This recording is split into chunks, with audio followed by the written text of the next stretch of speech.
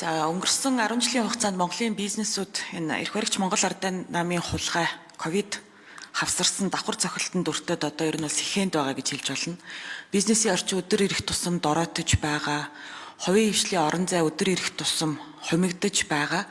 Тэгээ бид ийм экзэгтэй цаг хугацаан дээр бизнес эрхлэгчдийг төлөөлөх гол байгууллага болох Монголын үндэсний худалдаа аж үйлдвэрийн танхимын тухай хуулийг хэлэлцэж байна. Тэгэхээр эхний ээлжинд танхимын төлөөллөөс хэд хэдэн асуулт байна.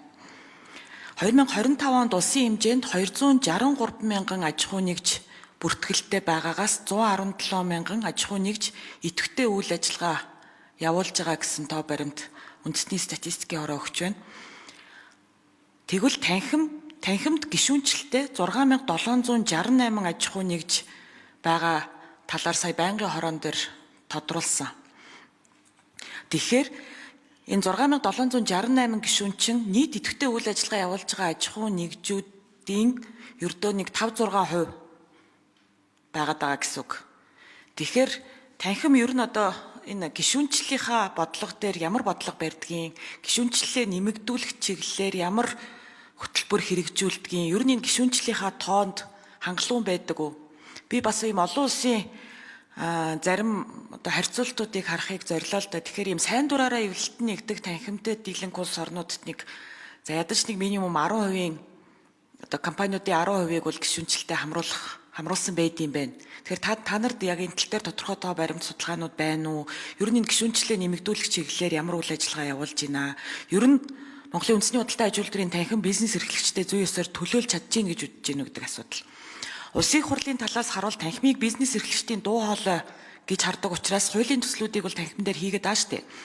Тэгээ бид ч бас одоо улсын их хурлд гарсан намын бүлэгч гэсэндээ нэлээд олон хэлцүүлгүүдийг хийсэн, аль болох ажил хэрэгч саналуудыг төсөлтөд тусгахыг зорддог. Тэгэхээр энэ бодлогын нөлөөллийн чиглэлээр танах ер нь энэ сэтгэл бас хангалуун байна уу? Ер нь одоо танхим дээр явагдаж байгаа хэлцүүлэг, танхимын өгж байгаа энэ хуулийн төслүүд дээрх саналууд хэр одоо биелэлээ олдог вэ гэдэг нэг асуулт. За эдийн засгийн байнгын хороон дээр уг хуулийн төслийг дэмжээгүй, за дэмжихгүй байх хэд хэдэн шалтгаан байсан. Нэгдүгээрт 1995 онд батлагдсан хуультай харьцуулахад яг ямар давуу тал байгаа вэ гэдг нь ерөөсөө ойлгомжгүй байгаа даа. Ер нь энэ 95 оны хуулийг шинжлэх бодит шаардлага байгаа мó гэдэг асуудал. Аль болох төрөөс хараад бус байж гишүүн байгууллагуудын эрх ашгийг хамгаална энэ гэсэн тийм үзэл баримтал яриад байгаа боловч яг энэ нэг бодиттой ялгаа бол харагдахгүй байна гэсэн үг.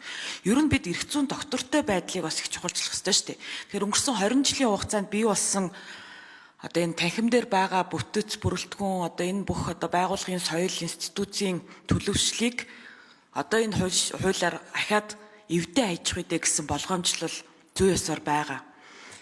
За энэ болгоомжлын нэг хэсэг нь бол одоо саяны гишүүдийн яриад байгаа салбар танхимын асуудал. Энэ салбар танхим гэдэг нь бол одоо энэ шинээр өргөн баригдаж байгаа хуулийн төслийн одоо бас гол ялгаа гэж харагдаж байгаа. Тэгэхээр салбар болгонд бол одоо бас үйл ажиллагаа явуулж байгаа маш одоо бэхжсэн ийм сайн холбоодууд бий. Эдгээр холбоодын одоо асуудал яах юм?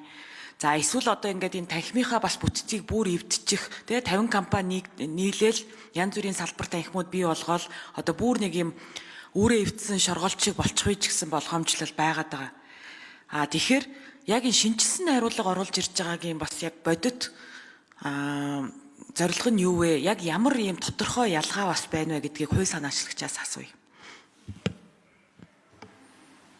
За яарсан. Илтгэшин гişүн.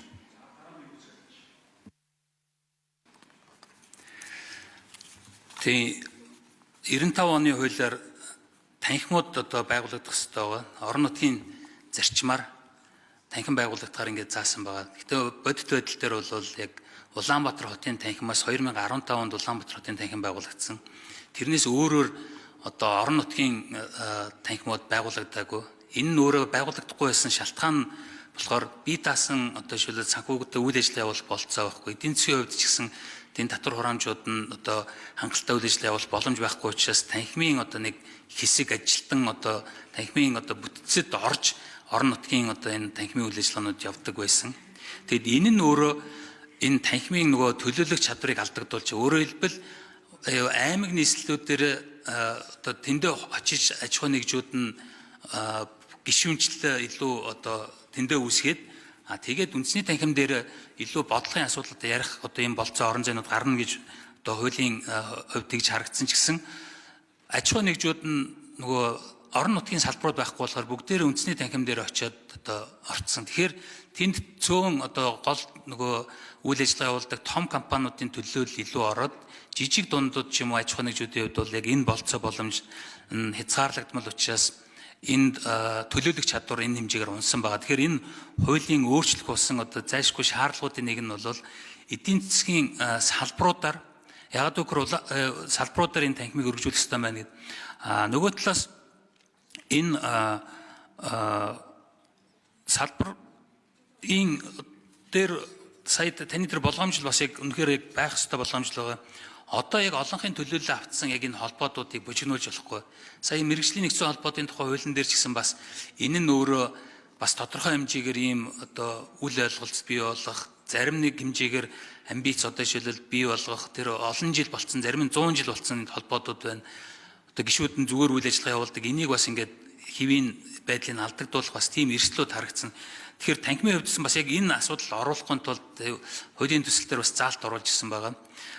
Тухайн салбартаа одоо хүлээн зөвшөөрөгдсөн ийм одоо түүхэн энэ байгууллагуудыг одоо салбар холбоотуудыг тэр салбарт нь зэрэгцүүлж танхим байгуулахгүйгээр өөрөөр хэлбэл дахиж тэр одоо байгаль одоо юу гэдэг нь түүхэн жамаараа бий болцсон энэ бүтцийг эвдэхгүй байхаар ийм одоо хуулийн төсөл заалт оруулсан байгаа.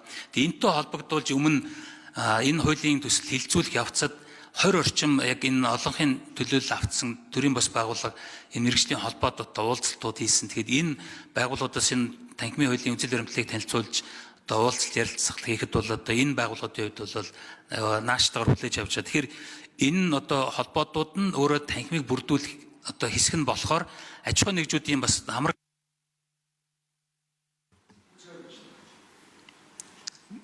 За асуурын гав гэж. Тэгээ салбар танхимыг бол заавал байгуул гэсэн юм бол биш, байгуулж болно гэж орсон байгаа. Тэгээ салбар танхим байгуулж байгаа асуудлууд юу вэ гэхээр бид нар одоо 367 жишээл байгаа. За 367 одоо жишээрлийг тодорхой хэмжээг нь одоо төрийн ус байгууллага болон хувийн хвшлэр одоо шилжүүлэх асуудлыг хуулиар бол нэгэд өгсөн байна. Тэгэхээр салбар танхим байж иж за эсвэл салбар танхимын ах хүмүүс л тэр чиглэлээр үйл ажиллагаа явуулж байгаа төрийн ус байгууллагууд жишээл олох боломжууд бий болно гэсэн үг. Нэгс тодорхой хэмжээний төрийн үйл ажиллагааг төрийн өмнөөс гүйцэтгэх боломжтой болно гэсэн. За 95 оноос хойш өнөөдрийг хүртэл за нэгч дарга улс төрийн намаас одоо хамааралгүй нэгч хүн байгаагүй шүү. Энэ дотор намын даргач байна, ÜБХ-ийн даргач байна. Тэгээ яагаад энэ хувийн хвшлүүд маань идэвхтэй энэ одоо гишүүнчлэлтэй байгаагүй гэдэг шалтгааны нэг нь мөн шүү дээ. Тухайн үеийн дарга нь алс намын дарга байвал нөгөө зарим нэг хүмүүс нь болгоомжлоод ордог. Ардын намын дарга байвал бас болгоомжлоод ордог. За гав гэж.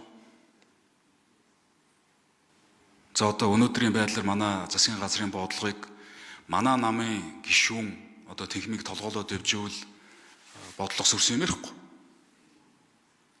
Тэрийг засгаж байгаа. Улс төрөөс хараат бус байг. За энэ ажлын хэсэг нь болж игэл одоо цөөнхийн гишүүн ахлаад яваг. Ингэж өнөөдөр бидний бизнесийн одоо эрх чөлөөгөр 81-т явж штэ одоо эдийн засгийн одоо бизнес эрх чөлөөгөр. Тэгээ яагаад одоо ч яг ижилхэн гараатай байсан Казахстан, Эстон, Латв, Литв ихний 30 руу яваад орсон байна. Тэгэхээр чи бидний хувийн хвшлээ тэр дуу хоолойг нь өгдөггүй, тэр бодлогод оролцох боломжийг нь олгодоггүй. Тийм үү. Тэр учраас бид нар улс төрөөс засгийн газраас энэ хамаарлыг байхгүй болгож ижил бид нар хараат бус дуу хоолойтой болж иж энэ танхимээс гарах хуулиуд зөв чигээргүй явах гэж эхэлэх байхгүй. Энэ танхимээс энэ ордноос гарч байгаа бодлогууд зөв тол руу явж эхэлнэ гэсэн. Бодиттой шүүмжлэл бий болж иж засгийн газрын бодлого зөв болж эхэлнэ шүү дээ.